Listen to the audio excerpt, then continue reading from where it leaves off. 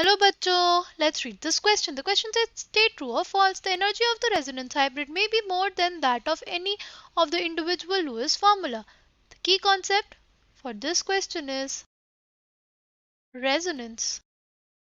See, resonance हमारे पास basically ये होता है कि कोई भी एक स्ट्रक्चर प्रॉपरली हमारे पास सारी प्रॉपर्टीज ऑफ मॉलिक्यूल को बताने के लिए सफिशिएंट नहीं था. इस वजह से हमारे पास रेजोनेंस का कॉन्सेप्ट आया जिसमें हम लोग जो कंपाउंड्स थे मॉलिक्यूल्स थे हमारे पास उनके कई तरह के स्ट्रक्चर्स लिख सकते हैं.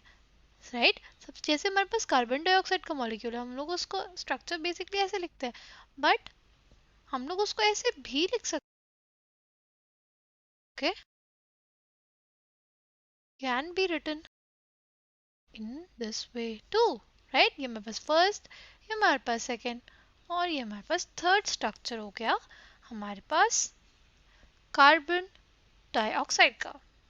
जो बॉन्ड डिस्टेंसेस कैलकुलेट की गई थी हमारे पास कार्बन और ऑक्सीजन के बीच में, कार्बन डबल बॉन्ड ओ का जो था हमारे पास वो था 1.22 एंगस्ट्रॉम. ठीक है, और जो हमारे पास कार्बन ट्रिपल बॉन्ड ऑक्सीजन का था वो था 1.0 एंगस्ट्रॉम. ओके, बट जब हम लोगों ने मतलब इस स्ट्रक्चर के लिए कैलकुलेट किया, मतलब कार्बन डाइऑक्साइड मॉलिक्यूल के लिए जब हमने कैलकुलेट किया तो उसकी वैल्यूज आ रही थी अराउंड हमारे पास 1.15 एंगस्ट्रॉम. इसी वजह से ये हुआ कि ऐसा कैसे हो गया कि कार्बन डबल बॉन्ड ऑक्सीजन का अगर हमारे पास 1.22 है और कार्बन ट्रिपल बॉन्ड ऑक्सीजन का हमारे पास 1.10 बॉन्ड लेंथ है, तो इस जो मॉलिक्यूल है कार्बन डाइऑक्साइड में हमारे पास उसमें 1.15 एंगस्ट्रॉम कैसे लेंथ आ रही है.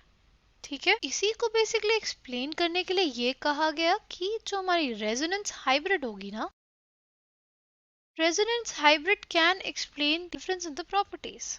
ठीक है, वो एक ऐसी फॉर्म है जो एक डेफिनेट स्ट्रक्चर है हमारे पास एक मॉलिक्यूल का और उसको हम लोग पेपर पे नहीं लिख सकते. एक्सपेरिमेंटल हीट ऑफ फॉर्मेशन है अगर उसकी जो वैल्यू थी वो हमारी ज्यादा आ रही थी एज कंपेयर टू हमारा calculated value of heat of formation of most stable canonical form. ठीक है, जो हमारे पास हीट ऑफ फॉर्मेशन जो थी एक्सपेरिमेंटल वो ज़्यादा आ रही थी calculated value of heat of formation से जो हमारे मोस्ट स्टेबल कैनोनिकल फॉर्म का था.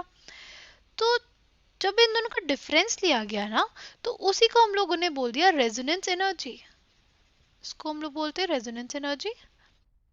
और ये बेसिकली होती है हमारी difference between experimental heat of formation and calculated value of heat of formation for most stable canonical form.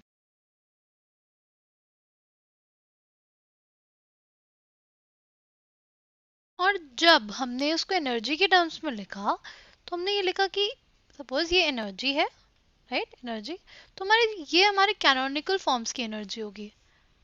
ये हमारे पास क्या हो जाएगी कैनोनिकल फॉर्म्स की energy. But the most stable will be the resonance hybrid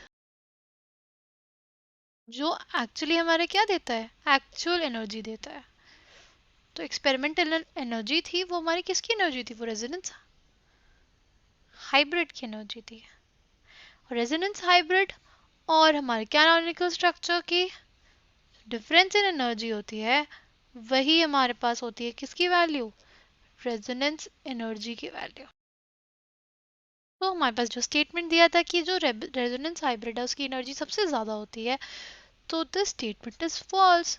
The final answer for this question is the given statement is false because हम सबसे ज़्यादा कम energy होती है हमारे पास हमारे रेजोनेंस हाइब्रिड की क्योंकि वो सबसे ज़्यादा स्टेबल होता है. I hope you understood it well. Thank you and all the best.